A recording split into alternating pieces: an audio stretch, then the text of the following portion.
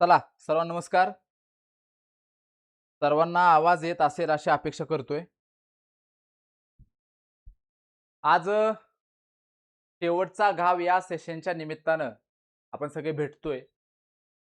14 जूनला गट ब पूर्व परीक्षेचा पेपर पार पडतोय आणि या पेपरच्या निमित्तानं आपलं हे सेशन आहे. या ठिकाणी शेवटचा घाव असं लिहिलंय, या ठिकाणी मी आहे. थोडासा ब्लर आहे पण बरा दिसतोय असं मला वाटतंय. ठीक आहे. थोडासा हास्याचा भाग जर सोडला तर हे सेशन आपल्या प्रत्येकासाठी अत्यंत महत्त्वाचं असणार आहे. खरं तर परीक्षेला ज्यावेळेला 100-120 दिवस राहिलेले असतात, तर त्यावेळेला एकदा दिशा दाखवण्यासाठी अत्यंत महत्त्वाचं सेशन घेणं गरजेचं असतं, जे आपण घेतलेलं आहे. 2026 ची तयारी कशी करावी, परत पूर्व परीक्षेची राहिलेल्या 100-50 दिवसात तयारी कशी करावी याच्यावरती सुद्धा आपण बोललेलो आहे. आणि आता हा अगदी शेवटचा टप्पा तुमचा आपण म्हटला तरी हरकत नाही, ज्याच्याकडे तुमच्या सगळ्यांचा प्रवास सुरू आहे. या टप्प्यावरती येऊन सेशन घेण्याचं कारण हेच आहे, की गेले 100 दिवसापासून किंवा 110 दिवसापासून तुम्ही खूप ताकदीनं अभ्यास करत आहात. बऱ्याच वेळा रिव्हिजन झाले, बऱ्याच वेळा पीवायक्यू सोडवून झालेत, बरेच टेस्ट पेपर सुद्धा सोडवून झालेले आहेत. आणि आता या लेवलपर्यंत तुम्ही आलेला आहात, की आता माझं कसं होईल? एवढं सगळं केलंय ना, आता माझं कसं होईल? आणि आता माझं कसं होईल हे जे वाक्य आहे ना, हे बरेचदा अतिविचार करायला लावतं आणि या अतिविचारामुळं होतं असं, की अभ्यासाची जी गती आहे ती मंदावते. अजून एक अत्यंत महत्त्वाचा भाग आहे, जो परीक्षेच्या दृष्टीनं भयंकर महत्त्वाचा आहे. पण त्याला त्या दृष्टीनं जर बघितलं तर तो आपल्यासाठी चांगला आहे. जर त्याला चुकीच्या पद्धतीनं घेतलं, तर तो आपला एवढा वेळ खातो, एवढा आत्मविश्वास खेचून घेतो, की आपण ते शब्दातच व्यक्त करू शकत नाही. ते म्हणजे टेस्ट सिरीज किंवा टेस्ट पेपर. कारण रिव्हिजन करत असताना समोर असतं, आपण वाचतो, पीवायक्यू आपण वाचतो, सोडवतो, आपले ते पाठ झाले, त्यामुळे तिथं आपल्याला अडचण येत नाही. ज्यावेळेला आपण टेस्ट पेपर सोडवतोय आणि टेस्ट पेपर सोडवल्यानंतर ज्यावेळेला आपल्याला कमी मार्क येत आहेत, तर त्यावेळेला आपली अशी परिस्थिती होते, की आता अभ्यास करू का थांबवू? किंवा या टेस्ट पेपरचं नेमकं करू काय? अशी सुद्धा अनेकांची परिस्थिती निर्माण होते. मी पुन्हा एकदा सांगतोय, ठीक आहे, मी टेस्ट सीरीजच्या बाजूने हे सेशनमध्ये मी ते इन्क्लूड केलेलं आहे, ते मी तुम्हाला सांगेलच. परंतु काल गट ब मुख्य परीक्षेचा पेपर झालेला आहे. योगायोगाने तो काल पेपर झाला म्हणजे मला आज त्याच्यावरती बोलता सुद्धा येते. आणि तो पेपर बघितल्यानंतर अनेक जण कोमात गेलेत. असा जर आयोगानं पेपर काढला तर? बरं काढलाच तर काय करायचं? तुम्ही परीक्षेला जाणार नाही का? जावं लागेल. आयोग कसा पेपर काढेल हे ना तुम्हाला माहित आहे, हे ना मला माहित आहे. हे फक्त आयोगालाच माहित आहे. मग तसा पेपर, मग तुम्हाला सोपाच पेपर पाहिजे का? दिवसेंदिवस प्रश्नांची पद्धत बदलते. सगळ्यात महत्त्वाची गोष्ट लक्षात ठेवा. आयोग 99% चौकटीला धक्का लावत नाहीये. आयोग प्रश्नाची रचना बदलते. म्हणजे जे सोपे प्रश्न आहे, सोपा भाग आहे, तो थोडासा अवघड पद्धतीने विचारते. मग या गट ब मुख्य परीक्षेच्या पेपरचा किती परिणाम पूर्व परीक्षेवरती होईल हे कुणीही सांगू शकत नाही. लेक्चर ऐकणाऱ्या बऱ्याच पोरांनी गट ब पूर्व परीक्षा 2025 चा पेपर दिला असेल. तो पेपर दिल्यानंतर असं वाटलं, की 2024 चा गट ब पूर्व परीक्षेचा पेपर कुठं आणि हा 2025 चा कुठं? आणि त्याच्यानंतरच महिन्याभरामध्ये गट क पूर्व परीक्षा 2025 चा पेपर झाला. गट ब आणि गट क या दोन्ही पेपरमध्ये जवळपासचं सुद्धा अंतर नव्हतं. ज्याला गट क ला 75 मार्क आहेत तोच इकडे गट ब ला 55 मार्कावरती. अनेकांना असं वाटलं की आयोग बदलला, आयोगातली माणसं बदलली, पेपर सेटर बदलला. म्हणून ज्यावेळेला गट ब 2025 चा पेपर झाला तर त्याच्यानंतर दुसऱ्या तिसऱ्या दिवशीच माझी पोस्ट होती की गट ब पूर्व परीक्षेवरून गट क पूर्व परीक्षा पेपरला जज करू नका किंवा त्याची तुलना करू नका. अनुभव वेगळा असणार आहे, तो अनुभव वेगळाच होता. आताही तेच सांगतोय, बरीचशी पोरं आता गट क मुख्य परीक्षेच्या पेपरला आहेत. त्यांनाही तेच सांगतोय, गट ब मुख्यच्या पेपरवरून गट क च्या मुख्यच्या पेपरला जज करू नका. जर जज केलं तर ते तुमच्या आयुष्यातली सगळ्यात मोठी चूक असेल. प्रत्येक परीक्षेची डिमांड वेगळी आहे, प्रश्न टाकण्याची पद्धत वेगळी आहे. ठीक आहे. त्यामुळं गट क चा पेपर वेगळा असेल, गट ब चा पेपर वेगळा असतो. ठीक आहे. त्यामुळे त्या गोष्टीचा ताण जर घेत बसलात, त्या गोष्टीचा विचार करत बसलात तर फार अवघड होऊन जाईल. जे पूर्व परीक्षा देणार आहेत त्यांनाही तेच सांगतोय, गट ब मुख्य परीक्षेवरून किंवा होणाऱ्या गट क मुख्य परीक्षेवरून गट ब पूर्व परीक्षेला जज करणं टाळा. दोन्ही परीक्षा वेगळ्या आहेत. याचं नाव पूर्व परीक्षा, त्याचं नाव मुख्य परीक्षा. आणि कसाही पेपर आला, सोपा येईल, मध्यम येईल, अवघड येईल, तो द्यायचाच आहे. ना की तुम्ही त्या पेपर पासून लांब जाऊ शकता. ठीक आहे.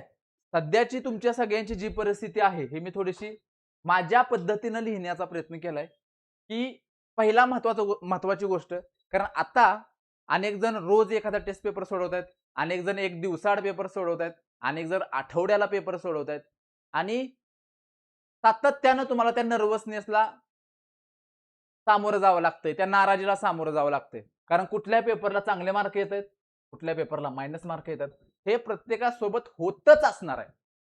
आणि हे शेवटपर्यंत होतं, मी परत एकदा सांगतोय. कारण तुम्ही वेगवेगळ्या ठिकाणचे पेपर एकत्रित करून ते सोडवत असता.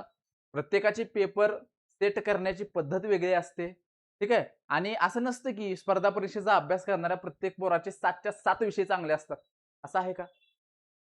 कुणाचा एखादा दुसरा विषय हा अवघड असतो. आणि त्याच्यामुळं बरेचदा असं होतं की अवघड वाटणाऱ्या विषयामध्ये जर अवघड पद्धतीचे प्रश्न विचारले तर तिथं आपल्याला अवरेज मार्क सुद्धा टेस्ट पेपरला येत नाहीत. म्हणजे तिथं आपला स्कोर जो काय आहे तर तो 45, 48, 50 पर्यंत येऊन जातो. मग टेस्ट पेपरला कसं बघितलं पाहिजे? काय म्हणून बघितलं पाहिजे?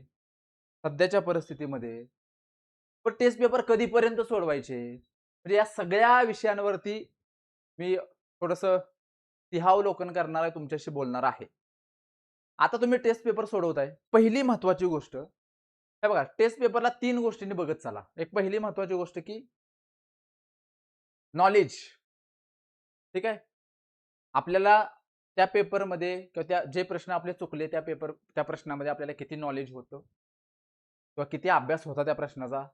दुसरी महत्वाची गोष्ट की झालेल्या चुका, त्या चुका का झाल्या, कशामुळे झाल्या, स्वतःच्या चुका आहेत का अभ्यास कमी आहे, का ते तुमच्या नोट्समध्ये ते नाही, का ते तुमच्या पुस्तकामध्ये नाही, तो डाटा, ती माहिती. आणि तिसरी महत्वाची गोष्ट की मार्क बघणे. आपण काय करतो, पहिल्यांदा आपण मार्क बघतो. मार्क बघितल्यानंतर कुठं चुकलं बघतो आणि मग शेवटी आपलं नॉलेज. सगळ्यात महत्वाचं आहे की तुमचं नॉलेज चेक केलं पाहिजे. आणि त्या नॉलेजमुळं आपल्याला लक्षात येतं की आपण कुठं कमी पडतोय, कशावरती भर द्यायला पाहिजे. मग जिथं कमी पडतोय ते आपल्या चुका. मग त्या चुकांवरती कसं काम करता येईल. आणि मग शेवटी जे काही कमी मार्क आलेत तर ते मार्क येण्याचं कारणच हे की आपल्या झालेल्या चुका, आपल्याला असलेलं कमी नॉलेज.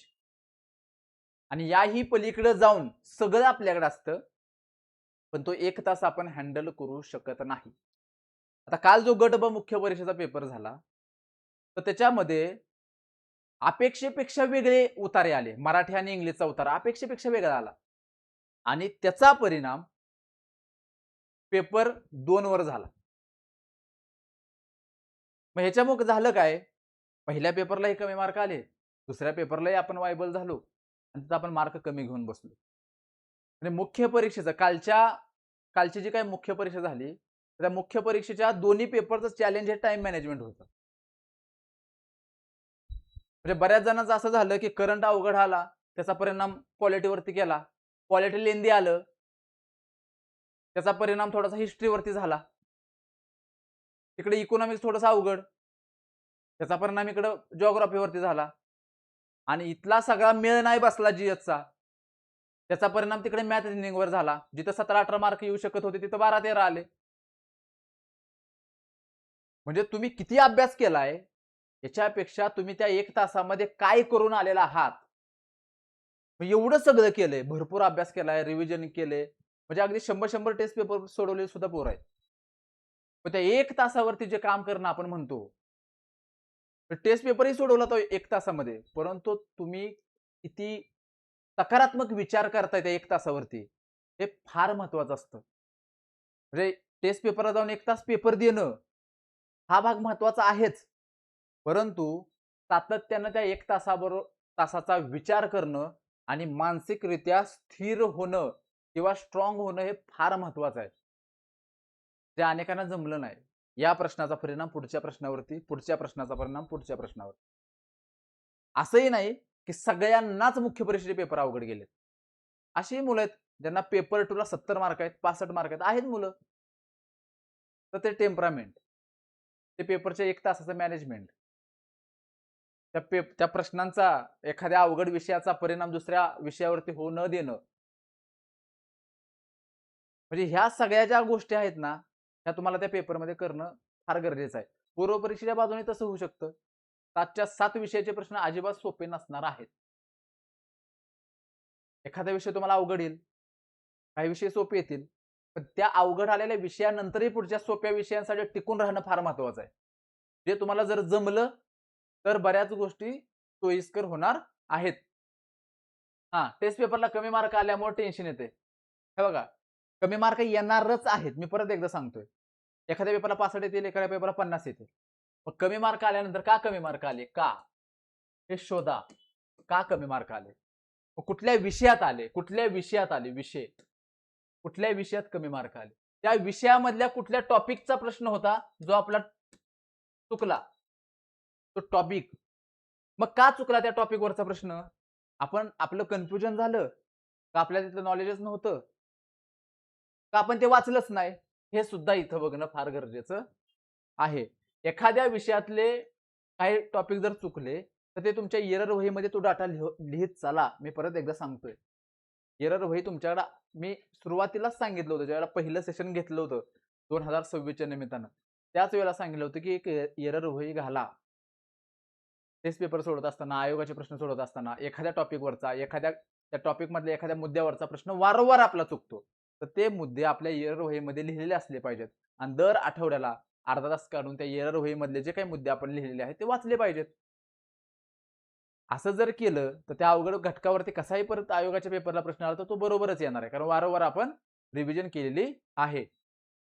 तर प्रश्न का चुकला, कुठल्या विषयातला चुकला, ठीक आहे, आणि त्याच्यावरती काय काम करणं गरजेचं आहे, या गोष्टीवरती तुम्ही जर भर दिला आणि हा भर जाणीवपूर्वक द्यायला पाहिजे. तर विनाकारण, कारण मी बघतोय टेस्ट पेपर सोडवला, कमी मार्क आले की दिवसभर रूमवरती, लायब्ररीत जायचं नाही, टेन्शन घ्यायचं आणि ते काय चुकलंय, कशामुळे चुकलंय, याच्याकडे बघायचं नाही. मला हेही माहित आहे तुम्ही गुरागत अभ्यास करताय तरी टेस्ट पेपरला कमी मार्क येतात. येऊ द्या ना, टेस्ट पेपर हे चुका सुधारण्यासाठीच अतिशय महत्वाचं माध्यम आहे. आयोगाचे पेपर हे आयोग कसा प्रश्न विचारू शकतो हे समजण्याचं महत्वाचं माध्यम आहे. आणि रिव्हिजन ही चहू बाजूने आपलं ज्ञान वाढवण्याचं महत्वाचं माध्यम आहे. या 3 टप्प्यातून आपल्याला ताकदीनं जावंच लागेल. बरेचदा असं होतं की तुम्ही एखादा टॉपिक वाचता किंवा एखाद्या विषयाचे रिव्हिजन करता. तुम्हाला बाहेर आल्यानंतर तुम्ही आठवण्याचा प्रयत्न करता, तुम्हाला आठवत नाही. मग पुढचे 8 दिवस तुम्ही अभ्यासालाच जात नाही का? किंवा दिवसभर तुम्ही अभ्यासालाच बसत नाही का? बसता ना. पी-वाय-क्यू आहेत. पी-वाय-क्यूचा एखादा प्रश्न सुटला नाही. मग तुम्ही काय लायब्ररी सोडून जाता का? करता ना अभ्यास. टेस्ट पेपरला कशाला एवढा त्रास देता तुम्ही? त्याच्याकडे काय दुर्लक्ष करता? चुकण्यासाठीच आहे टेस्ट पेपर. चुका सुधारण्यासाठीच आहे. ठीक आहे? त्यामुळे टेस्ट पेपरला सिरियसली घ्या. माझं नेहमीच आवडीचं वाक्य आहे, आपली लायकी दाखवण्याचं उत्तम माध्यम टेस्ट पेपर आहेत. त्यांना जेवढा जीव लावाल, तेवढे ते चुका सांगतील आणि चुका सुधारल्या की आयोगाच्या पेपरला मार्क यायला काहीच अडचण नाही. ठीक आहे? परत अभ्यास करूनही विसरल्यासारखं होतंय. आता 7 विषयांचं तुम्ही जर सगळं वाचत असाल, सगळं डोक्यामध्ये असेल, तर ते विसरल्यासारखं होणारच आहे.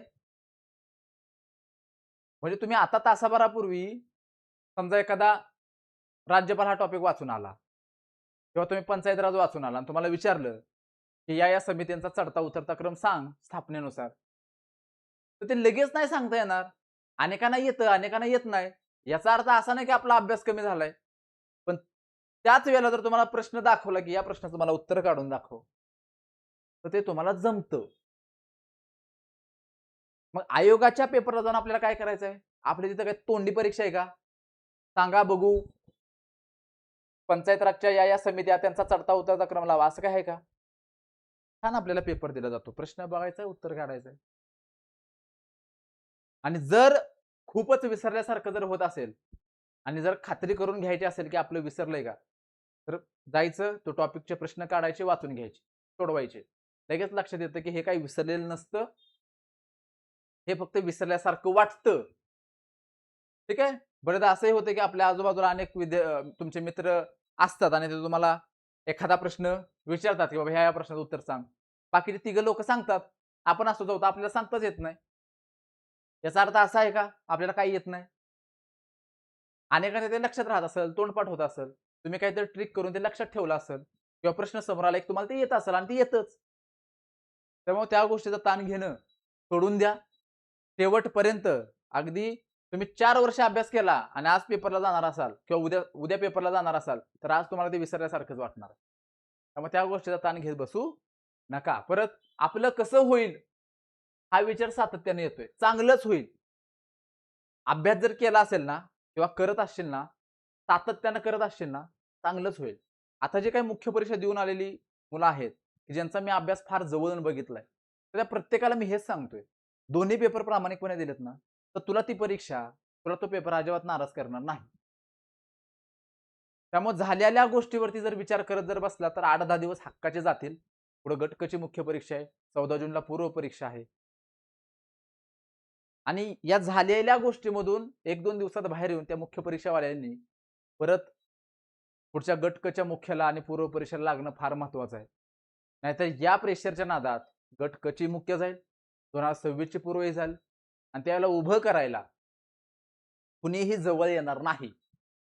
त्यामुळं स्वतःलाच स्वतः सावरणं फार गरजेचं आहे आणि अभ्यासाला लागणं फार महत्वाचं आहे. थोडंसं वाईट वाटतं, पेपर अवघड गेला, सोपे प्रश्न काही चुकले, वाटतं. पण 2 दिवसाच्या वर या सगळ्या गोष्टींमध्ये वेळ घालवणं आपल्याला परवडणारं नाही. हे मुख्य परीक्षावाल्यांसाठी सांगतो, ज्यांनी मुख्य परीक्षा दिलेली आहे. त्यामुळं या गोष्टीची चिंता करू नका. माझं एवढंच म्हणणं आहे, अभ्यास करत असताना स्वतःचे 100% द्या. आयोगाचा पेपर सोडवत असताना स्वतःचे 100% द्या. या 2 गोष्टी जपा, चांगले मार्क आपल्याला येणार आहेत. पुढं गट क मुख्य करू की पूर्व करू? आत्ताची परिस्थिती अशी आहे, की गट क ची जी काही मुख्य परीक्षा आहे, ती जवळपास 15 ते 17 दिवसांवरती आले. अजून फॉर्म सुटलेले नाहीत. लिंक ओपन झालेले नाही आणि परीक्षा होईल की नाही हे अनेकांना वाटतंय. पण सध्याची परिस्थिती पाहता मुख्य परीक्षा पुढे जाईल असंच वाटतंय. मग त्या पोरांची परिस्थिती काय आहे, की आता मुख्य परीक्षा करू का पूर्व परीक्षा करू? मी परत एकदा सांगतोय. जे गट क ची मुख्य परीक्षा करतायत, तर त्यांना मुख्य परीक्षेचा अभ्यास सोडून चालणार नाही. मुख्य परीक्षेच्या अभ्यासाला वेळ कमी देता येईल. पण अभ्यास पूर्णपणे जर बंद केला, तर फार अडचण होईल. म्हणजे 10-15 किंवा 8-10 दिवस जरी अभ्यास बंद केला, तरी बऱ्याचशा गोष्टी ह्या आठवायला जड जातं. त्यामुळं जर तुम्ही अ, मुख्य परीक्षेचा अभ्यास करत असताना जर पूर्ण वेळ अभ्यास जर करत असाल, तर आता सध्या तो निम्म्यावरती आणा आणि बाकीचा वेळ थोडासा जी-एसला द्या. असंही तुम्ही मुख्य परीक्षेसाठी जी-एस करतच होता. म्हणजे पेपर 2 मधला आता पर्यावरण करू नका, टेक्निकलचा भाग करू नका, कायदे करू नका. ठीक आहे. आता कोर जे पूर्व आणि मुख्यला जे काही सेम आहे, तर तोच भाग आता चांगला करण्याचा प्रयत्न करा. जेणेकरून 14 जूनला तुम्हाला फायदा होणार आहे. बाकी एक 4-4.5 तास, 5 तास थोडंसं मराठी इंग्लिश करा आणि इतर वेळ थोडंसं पूर्व परीक्षेच्या बाजूनं जीएसला चांगला द्या. ठीक आहे. हे जे आता गट क ची पण मुख्य परीक्षा करतायत आणि त्यांना थोडंसं अडचण आहे, की सर आता नेमकं काय करू? तर त्यांच्यासाठी सांगतोय. एक 4 ते 5 तास तुम्ही मराठी इंग्लिशला द्या आणि इतर वेळ जीएसला द्या. पूर्व परीक्षेच्या बाजूने जो काही कोर जीएस आहे, तिथे तुम्ही वेळ देणं अपेक्षित आहे. आणि आता मी सांगितलंय ना, तर विश्वास ठेवा, गोंधळून जाऊ नका. ठीक आहे. कुणावर तरी विश्वास ठेवावा लागेल. ठीक आहे. आणि मी सांगतो ना, ठेवा माझ्यावरती विश्वास, नाही नुकसान होणार. ओके. परत गट ब मुख्यचा पेपर बघून अनेक जण कोमात गेलेच आहेत कोमात. मगाशी जसं सांगितलं, की आता काय होईल? या सगळ्या गोष्टींवरती किंवा आता कसा पेपर येईल, मी परत एकदा सांगतो. फक्त हा पेपर सोडवून घ्या. अजिबात ताण घेऊ नका. म्हणजे गट बला कारण त्याच्यामध्ये टेक्निकलचा भाग आहे, कायद्याचा भाग आहे. बरेचसे प्रश्न हे लेंदी होते. ठीक आहे. त्याच्यामुळे तो बघताना पेपर तसा अवघड वाटतो. परंतु मुख्य परीक्षा देणाऱ्या कुठल्याही पोराला जर विचारलं, तर तो सांगेल करंटच फक्त अवघड होता. बाकी इतर विषय पेपरचं काय झालं मुख्य परीक्षेचा पेपर लेंदी होता म्हणून अवघड वाटलं. आणि थोडीशी भाषा बदलली त्यामुळे तिथे वेळ बराचसा गेला. त्यामुळं पेपर कव्हर करणं हे चॅलेंज होतं. त्यामुळं तो सगळ्यांना अवघड वाटत होता. ठीक आहे. पण नॉलेजच्या बाजूनं, चौकटीच्या बाजूनं पेपर अव्हरेजमध्ये होता. पण तो लेंदी असल्यामुळं, प्रश्नांची रचना थोडीशी बदललेली असल्यामुळं तो अवघड वाटला. ठीक आहे. पण मागच्या वर्षीच्या तुलनेत यावर्षी दोन्ही पेपर हे अवघडच होते असं म्हणायला अजिबात हरकत नाही. त्यामुळं पूर्ववाल्यांनी या पेपरला बघून आपला पेपर कसा येईल याचा विचार करत बसू नका. ठीक आहे. महाराष्ट्रातली जी पोरं म्हणजे महाराष्ट्रातली सगळीच पोरं तुम्ही जे वाचताय तेच वाचतायत. तुम्ही जे टेस्ट पेपर सोडवतायत तेच सोडवतायत. त्यामुळे पेपर सोपा आला महाराष्ट्रातल्या प्रत्येकाला असेल, अवघड आला महाराष्ट्रातल्या प्रत्येकाला तो अवघड जाईल. ठीक आहे. 99% पोरं हे सेम पद्धतीनंच तयारी करत आहेत. मग 99% पोरं का पास होत नाही? तर तो 1 तास. पेपर सोडवण्याची पद्धत. आपण पेपरला कसं घेतोय? कम्फर्ट झोनमध्ये घेऊन पेपरला सोडवायचं असतं. कम्फर्ट झोनच्या बाहेर जाऊन नव्हे. आपल्या टप्प्यात पेपरला घ्यायचं आणि मग त्याला सोडवायचं. ठीक आहे. तेव्हा पेपर सोपा जात असतो. पुढं आता इथून पुढं काय करायला पाहिजे? आता हा आपला महत्वाचा टप्पा तो येणाऱ्या 25 दिवसामध्ये फार महत्वाचा आहे. इथून पुढे राहिलेत 25 दिवस, सरासरी 25 दिवस आहेत आपल्याकडं. तर किमान तर किमान 2 रिव्हिजन या आपल्या झाल्या पाहिजेत. पहिली रिव्हिजन ही 15-16 दिवसात होऊ शकते. दुसरी रिव्हिजन 10 दिवसात होऊ शकते. पण 2 रिव्हिजन या चांगल्या पडल्या पाहिजेत. शेवटची जी रिव्हिजन आहे ती तुमची 10-11 दिवसात झाली पाहिजे. बऱ्याच जणांना असं वाटतंय सर या 25 दिवसात एक रिव्हिजन चांगली करू. पण समजा तू ठरवलं की एक रिव्हिजन करायची आहे आणि आज 25व्या दिवशी जो टॉपिक किंवा जो विषय तो वाचलेला आहे तो पेपरला जायच्या आधी आठवेल का? आठवेल का? म्हणजे तो पुसटसा होईल थोडासा. म्हणजे समजा तू आज 25व्या दिवशी तू समजा विज्ञान मधला एखादा प्राणी वर्गीकरण वाचलाय. तो 25व्या दिवशी क्लिअर कट आठवेल का? नाही. पण तोच जर तू समजा परीक्षेला जायच्या आधी 10व्या दिवशी, 9व्या दिवशी वाचलेला आहे. आठवड्याभरातलं 10 दिवसातलं खूप कमी वेळा असं होतं की ते विसरतं, पण नाही विसरत. ते लक्षात असतं बऱ्यापैकी. त्यामुळे मी म्हणतो की शेवटची जी काही तुमची रिव्हिजन आहे, ती 8, 10, 12 दिवसामध्ये तुमची संपलीच पाहिजे. पण आता असं अनेकांचं होत नाही. अजूनही अनेकांना पॉलिटी वाचायला 6-7 दिवस लागतायत. अनेकांना अजून हिस्ट्री वाचायला 6-7 दिवस लागतायत. सायन्स वाचायला परत 7-8 दिवस लागतायत. इकॉनॉमिक्स वाचायला 6-7 दिवस लागतायत. ही परिस्थिती नाही. आत्ताची परिस्थिती फक्त आणि फक्त रिव्हिजनची आहे. आत्ताची परिस्थिती शब्द आणि शब्द वाचण्याची नाही. ठीक आहे. समजा घटना निर्मिती हा टॉपिक आहे. घटना निर्मिती.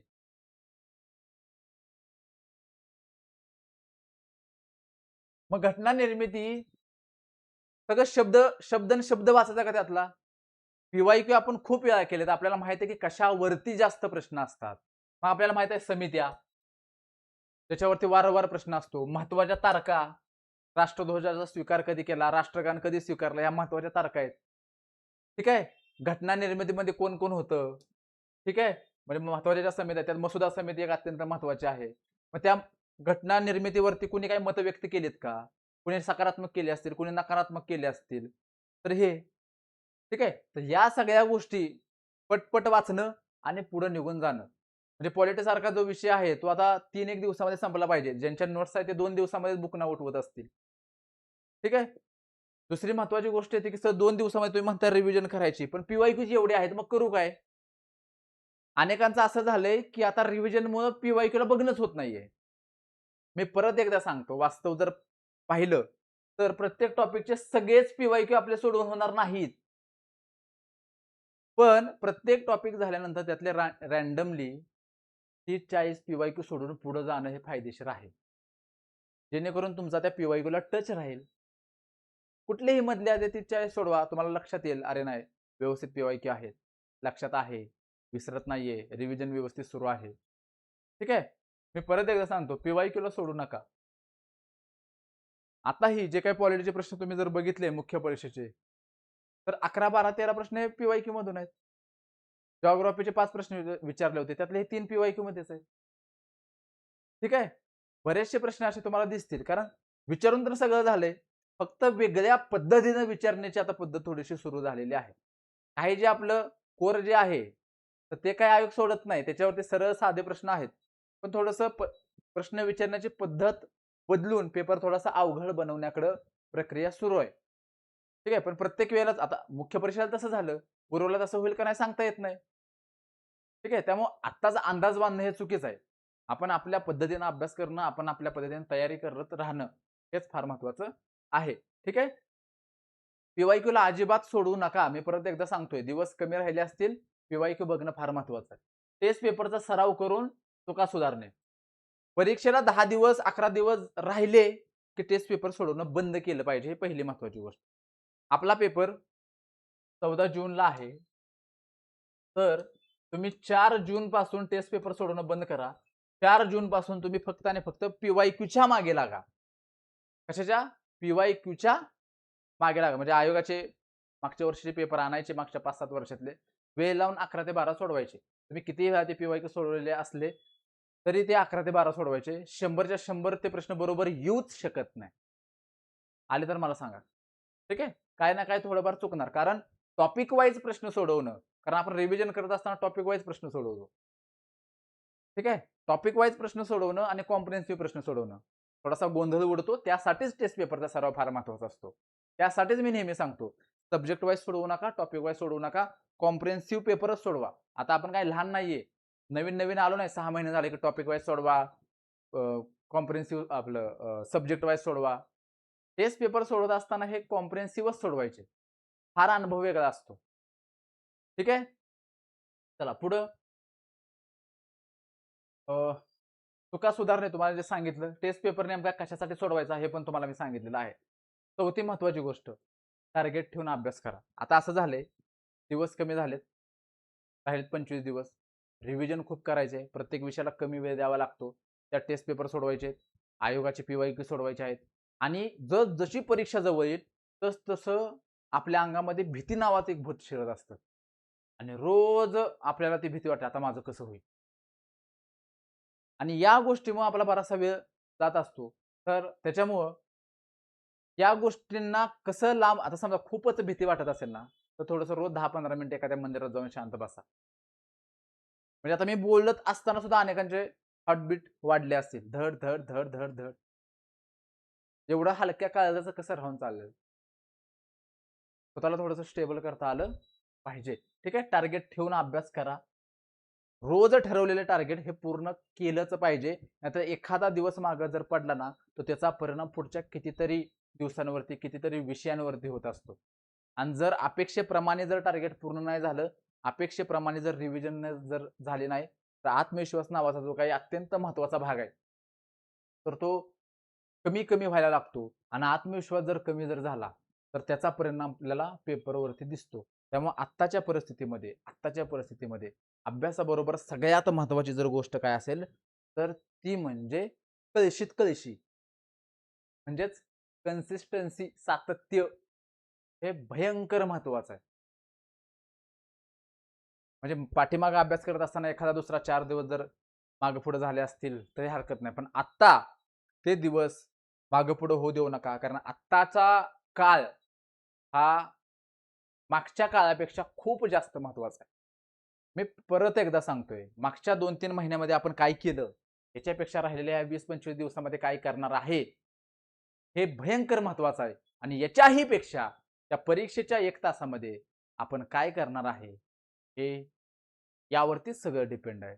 त्यामुळं जसं परीक्षा जवळ येते, तसं काळ खूप महत्त्वाचा होत जातो. मग ह्याच्यामध्ये अभ्यास वाढवायचा असतो, रिव्हिजन, टेस्ट पेपर, आयोगाचे पेपर आणि सगळ्यात महत्त्वाचं की स्वतःला मेंटली फार स्थिर ठेवणं गरजेचं असतं. कारण 4 महिन्यावरती ज्यावेळेला आपला पेपर असतो, तर त्यावेळेला आपण पेपरचा विचार करत नाही. त्यावेळेला आपण अभ्यासाचा विचार करतो, फक्त अभ्यासाचा. आणि जशी परीक्षा जवळ येते, त्यावेळेला सगळंच सोबत घेऊन जावं लागतं. तर हे फार महत्त्वाचं आहे, हे जमलं पाहिजे. आणि आयोगाची परीक्षा आपण देणार आहोत. महाराष्ट्र लोकसेवा आयोगाअंतर्गत आपली निवड होणार आहे. तर त्यासाठी एवढी आपली तयारी असणं अत्यंत गरजेचं आहे. ठीक आहे? आजूबाजूला सुरू असणाऱ्या चुकीच्या बातम्यांपासून लांब राहिला तरच विजयी व्हाल. बऱ्याच जणांना असं वाटतं की 14 जूनची परीक्षा पुढे जाणार आहे. बऱ्याच जणांना असं वाटतं की गट क ची मुख्य परीक्षा 14 जूनच्या जागेवरती होणार. असल्या जर गोष्टीमध्ये जर तुम्ही जर पडला, तर वाटोळ होणार. ठीक आहे? गट ब 2025 ची जी काही पूर्व परीक्षा होती, अनेकांचं का नुकसान झालंय जरा बघा. एखाद्या गोष्टीच्या चर्चेमध्ये कितपत गुंतलं पाहिजे, एखाद्या गोष्टीकडे किती लक्ष दिलं पाहिजे, याला सुद्धा काहीतरी मर्यादा असते. मी असं म्हणणारच नाही की कान बांधून फिरा. नाही, त्या गोष्टी कानावरती येणारच आहेत. पण त्याला किती महत्त्व दिलं पाहिजे, त्याच्यावरती किती विश्वास ठेवला पाहिजे, याला सुद्धा फार महत्त्व आहे. त्यामुळे जोपर्यंत आयोग आपल्याला काही सांगत नाही, तोपर्यंत आपण इतर कुठल्याही गोष्टीवरती चुकूनही विश्वास ठेवायचा नाही. आपण आपलं काम चालू ठेवायचं. या गोष्टीमध्ये अडकल्यामुळं अनेक विद्यार्थ्यांचे 1-2 वर्ष बरेचदा वाया गेलेले आहेत, ते आपण पाहिलेलं आहे. त्यामुळं यापासून पुन्हा एकदा सांगतोय, लांब राहा. अशा होणाऱ्या चर्चा या कानानं ऐकायच्या, या कानानं सोडून द्यायच्या. ऐकल्या नाही तर उत्तमच. ठीक आहे? परत पेपर कसा येईल याचा विचार न करता अभ्यासावर लक्ष असावं. आपल्या हातात आहे का? पेपर कसा येईल आता 25 दिवसानंतर कसा येईल आपल्या हातात आहे का? नाही ना, मग कशाला विचार करायचा? बऱ्याच जण अशा चर्चा तर सुरू असते. झालेल्याच आहे चर्चा सुरू.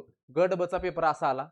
मग ग गट ब मुख्यचा पेपर असा आला. मग आता गट ब पूर्वचा कसा पेपर येईल? असाच आला पेपर तर कसं व्हायचं? मग घरी जायचं. पास होण्यासाठी आलोय, अभ्यास करण्यासाठी आलोय. कशीही परिस्थिती असली, कसाही पेपर आला, तरी हिमतीने पेपर देण्यासाठी आपण या क्षेत्रामध्ये आहोत. आणि आता जर तुमची अवस्था अशी होत असेल, असा पेपर आला तर माझं कसं होईल? चांगलं होणारच नाही. कसाही पेपर आला तर तो पेपर द्यायचाच आहे ना. चांगला येऊ, वाईट येऊ, मध्यम येऊ, कसाही येऊ दे, तो पेपर द्यायचाच आहे. आपल्या डोक्यात एकच असलं पाहिजे, कसाही पेपर येऊ दे, मी व्हायबल होणार नाही आणि पेपर मी चांगला देईल. कितीही नाही म्हटलं तरी थोडीशी भीती प्रत्येकाला वाटते. आपण काही देव नाही किंवा आपण दगड नाही, निर्जीव वस्तू नाही. आपण माणसं आहोत. आपल्याला भावना आहेत, आपल्याला मन आहे आणि कितीही नाही म्हटलं तर थोडीशी धडधड होते. परंतु त्या गोष्टी कंट्रोल करणे हे आपल्या हातात आहे. आणि ज्याला ते जमलं, त्याने किनारा गाठला. ठीक आहे? त्या गोष्टीची काळजी घ्या. हे काय आपल्या हातात नाही. आपल्या हातात फक्त एवढी एक गोष्ट आहे. ठीक आहे? तर त्याच्यावरती काम करत राहा. हां, सगळ्यात महत्त्वाचा विषय. बरं, तर सुरुवातीला अभ्यासाला आपण येतो. त्यावेळेला अधिकारी व्हायचं, मान, प्रतिष्ठा ह्या सगळ्या गोष्टी असतात समोर. अभ्यास भरपूर झालाय, रिव्हिजन झाल्यात, आता शेवटचा काळ आहे. सगळे मोटिव्हेशन, सगळं इन्स्पिरेशन आता वापरून झालंय.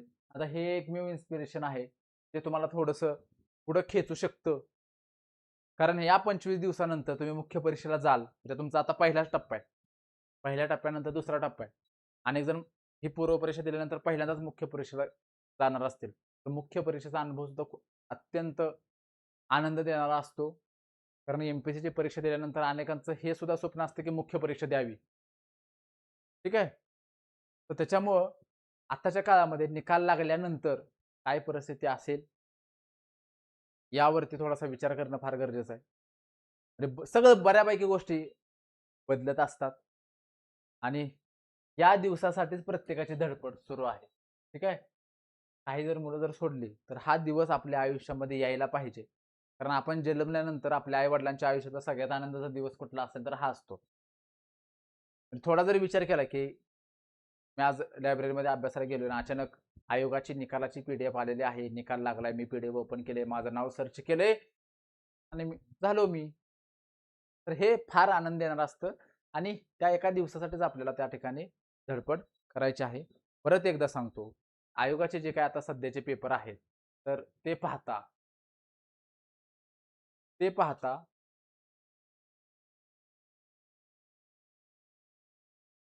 ते पाहता बा ते पाहता प्रत्येक विषयाला करंटची जोड आहे. आता 359 वरती पॉलिटीला प्रश्न आला. आणीबाणीच्या अनुषंगाने. तसा तो मूलभूत हक्काच्या संदर्भानेच प्रश्न होता.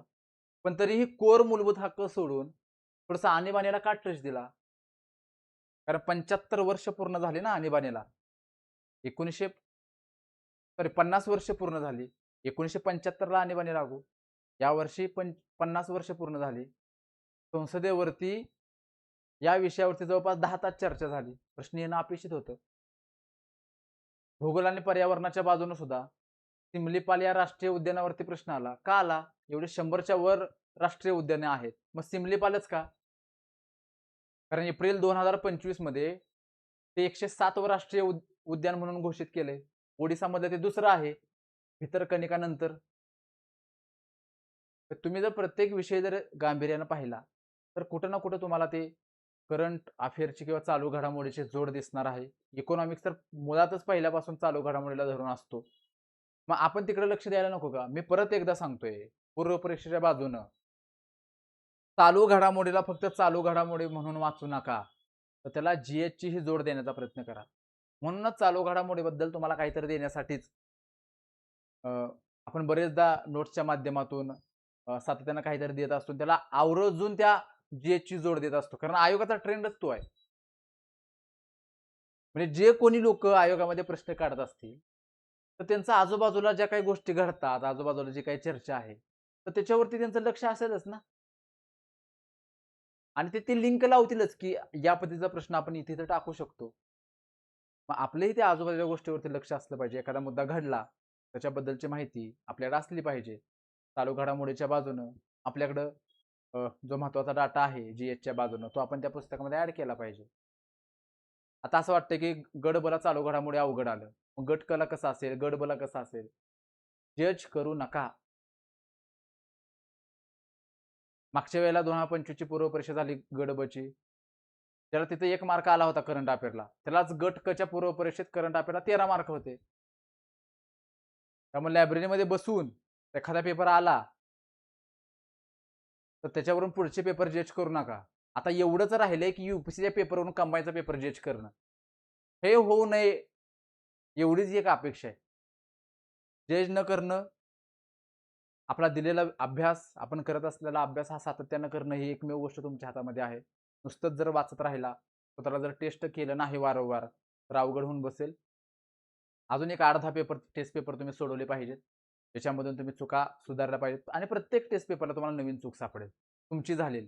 हे मला माहीत आहे. कारण मी हा प्रवास केलेला आहे, अनुभवलेला आहे, बऱ्याच गोष्टी भोगलेल्या सुद्धा आहेत. त्याच्यामुळे काय होतं प्रत्येकाचं, हे मला चांगलं म्हणजे बऱ्यापैकी मला कळतं. ठीक आहे. त्याच्यामुळे प्रत्येक पेपर हे तुम्हाला नवीन चूक सापडत राहील. अनेकांच्या त्याच चुका होताना दिसतील.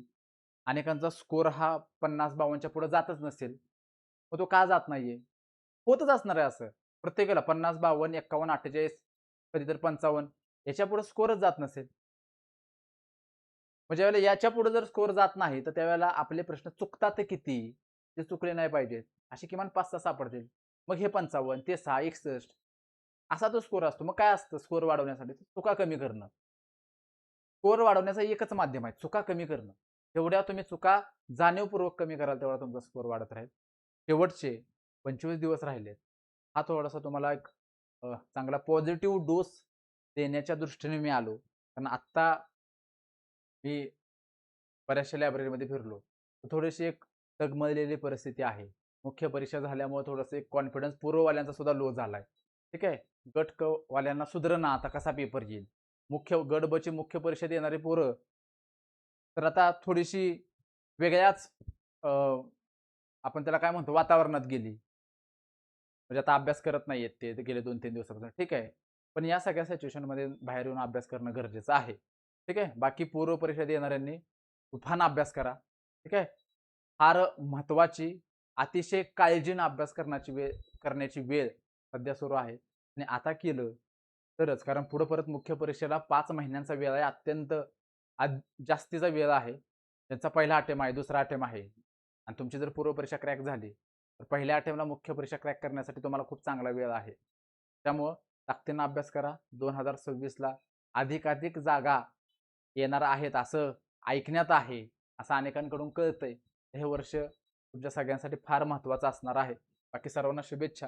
काय बोललो असेल थोडंसं त्यावेळेला काय फार प्रेमातच बोललोय. दर वेळेला थोडंसं असतो. कारण वातावरण थोडंसं खराब असतं म्हणून. पोरांची परिस्थिती अ, अभ्यास न करणारी दिसते म्हणून बरेचदा चिडतो. आज थोडंसं जास्त काय बोललो नाही. फक्त काय केलं पाहिजे, कसं केलं पाहिजे, कुठल्या गोष्टीपासून थोडंसं लांब राहिलं पाहिजे, या गोष्टी सांगण्याचा प्रयत्न केलाय. पॉझिटिव्ह वेने हे लेक्चर घ्या. चांगला अभ्यास करा. कारण आपल्या सगळ्यांसाठी निकाल फार महत्त्वाचा आहे. ठीक आहे. सर्वांना भरभरून शुभेच्छा. Thank you so much. Yes.